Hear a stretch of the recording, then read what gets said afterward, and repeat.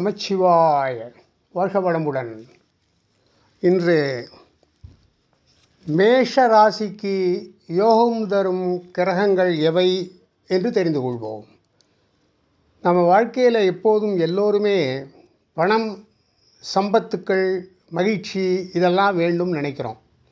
இதுதான் நம்ம எல்லோருடைய ஆசையாக இருக்கும். அதுக்கு நம்முடைய முன்வினை பயன்லாம் சாதகமாக இருந்தால் தான் அது நடக்கும்.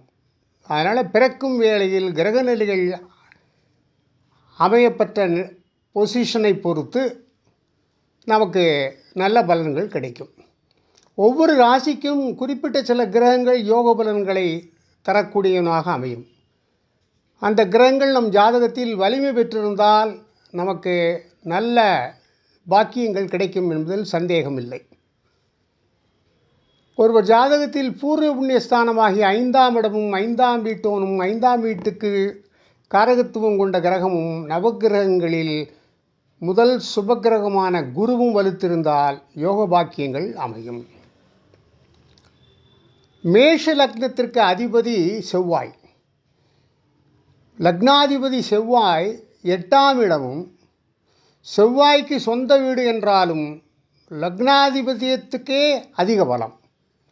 இந்த ராசியினருக்கு 5ஆம் இடம் என்னும் திரிகோணஸ்தானத்துக்கு அதிபதி சூரியன்.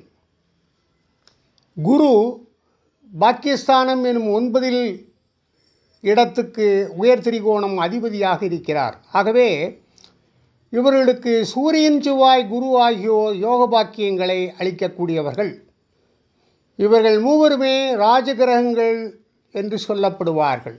எனவே அரச யோகம் உண்டாகும், உயர்ந்த பதவி கிடைக்கும், பிறரை வேலை வாங்கும் தகுதி ஏற்படும், துணிச்சலான காரியங்களில் ஈடுபாடு உண்டாகும், சாதனையாளராக முடியும். அதே நேரம் சில பாதிப்பான விஷயங்களும் உண்டு.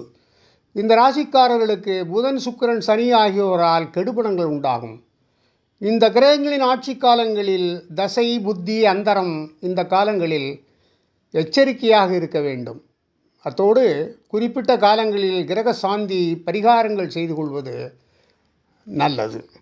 எல்லாவற்றிற்கும் லக்னாதிபதியாகிய செவ்வாய் பலப்பட வேண்டுமென்றால் முருகப்பெருமானை வழிபட வேண்டும். ஆண்டிற்கு ஒரு முறை திருச்செந்தூர் முருகன் கோயிலுக்கு சென்று வர வேண்டும். வாழ்க வளமுடன். ஓம் நமச்சிவாய.